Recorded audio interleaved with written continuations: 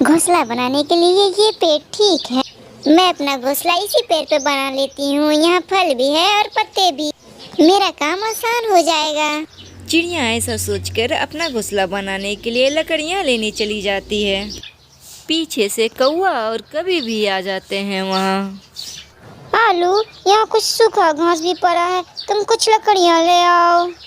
हम इसी पेड़ पे अपना घोंसला बना लेते हैं। तुम घास के तिनके इकट्ठे करो, मैं अभी सूखी लकड़ियाँ ले आता हूँ। कौवा भी चला जाता है। जब चिड़िया और उसकी बेटी सूखी लकड़ियाँ लेके आती है तो उस काले कौवे को पेड़ पे बैठा हुआ देखकर चिड़िया उससे कहती है, कभी यहाँ कहाँ, मैं ही ये सूखा घास रख के गई थी यहाँ। ओए होए होए छोटी चिड़िया, शकल देखी है अपनी। चल चल भाग यहाँ से। इस पेड़ पे हम बनाएंगे अपना घोंसला। मेरा आलू आने ही वाला होगा। अगर वो होता तो बताता तुझे। डरती हुई चिड़िया पास वाले सूखे पेड़ के पास जाके बैठ जाती है। इस पेड़ पे कांटों के सिवा कुछ भी नहीं है, ना कोई पत्ता ना कोई फल। यहाँ रह के मैं और मेरी बेटी भूख से मरेंगे। मम्मा जब बाहर आएगी तेरी पैर हरा भरा हो जाएगा। सूखा हुआ कांटेदार पेड़ भी उनकी बातें सुन रहा था। छोटी चिड़िया निश्चित हो जाओ, मैं एक बेड़ी का पेड़ हूँ, मेरे कांटे जरूर हैं, मगर जैसे ही बाहर आएगी मेरे पत्ते निकल आएंगे। मुझ पे मीठे मीठे बेर भी लग जाएंगे। मैं तुम्हारी सुरक्षा करूँगा, मैं अच्छे बुरे में तुम्हारा साथ दूंगा। ये सुनकर चिड़िया को हौसला होता है और चिड़िया उसी पेड़ पे अपना घोंसला बनाना शुरू कर देती है। कौवे ने भी अपने हरे भरे पेड़ पे अपना घोंसला बना लिया था। चिड़िया भी कांटेदार बेड़ी के पेड़ पे भी अपना घोंसला बना लेती है।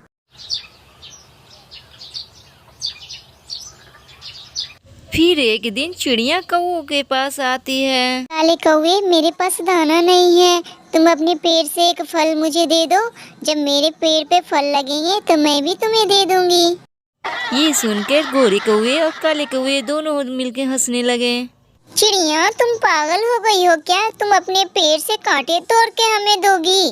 ना ना, हम कांटे नहीं खाएंगे, तुम ही अपने पेड़ से कांटे तोड़ के खा लो। भागो यहाँ से, बुरी आई हमारे पेड़ से फल लेने। चिड़िया निराश होकर वहाँ से वापस चली जाती है। मम्मा, कभी अंकल ने क्या कहा? मेरी बेटी वो नहीं मान रहे हैं। मैं किसी और पड़ोसी पक्षी से भोजन उधार लेके आती हूँ। फिर मम्मा चिड़िया तोते के पास जाती है और उससे कुछ भोजन उधार लेके आती है। दिन गुजरते गए। चिड़िया किसी न किसी तरह अपना और अपनी बेटी का भोजन ढूंढ ही लाती। एक दिन गोरी कौवे जा रही थी।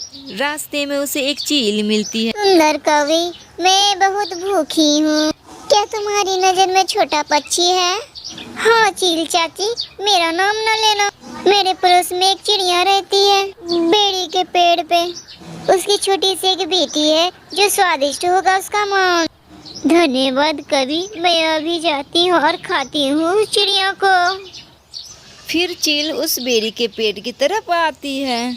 चील को दूर से ही आते हुए देखकर बेरी का पेड़ गुड़िया से कहता है, गुड़िया गुड़िया, तुम जल्दी से शाखाओं के अंदर आ जाओ, जल्दी करो। गुड़िया बेरी के पेड़ के शाखाओं में छुप जाती है।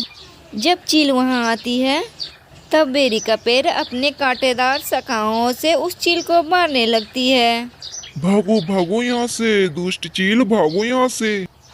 रुको रुको पेड़, तेरे कांटे बहुत तीखे हैं, मेरे शरीर के अंदर घुस जाएंगे। ऐसा कहते हुए चील वहां से भाग जाती है। मम्मा चिड़िया अपनी बेटी को सुरक्षित देख के बहुत खुश हो जाती है। पेड़ जी, आपने दोस्ती का हक अदा कर दिया। कौवा और कवि ये देख के बहुत जल रहे थे। ऐसा ही कुछ दिनों के बाद मौसम बदल गया। धूप तेज हो गई और कौवों का पेड़, ठंड का पेड़, उसके सारे पत्ते गिर गए, फल भी खत्म हो गए। दूसरी तरफ चिड़िया का बेरी का पेड़ गर्मियों में हरा भरा हो गया। बहुत सारे फल आ गए और वो चिड़िया को ठंडी छांव भी दे रहा था। कोलू, अब तो कहीं और ही जाना होगा, यहाँ तो मेरा गर्मी से दिल ही घबरा रहा है। गोरी, देखो देखो, चिड़िया का पेड़ कितना हरा भरा हो गया है। इसलिए तो कहते हैं, ना मौसम एक जैसा रहता है, ना हालात। अब मैं खाऊंगी अपनी बेरी के पेड़ से मीठी मीठी बेरी।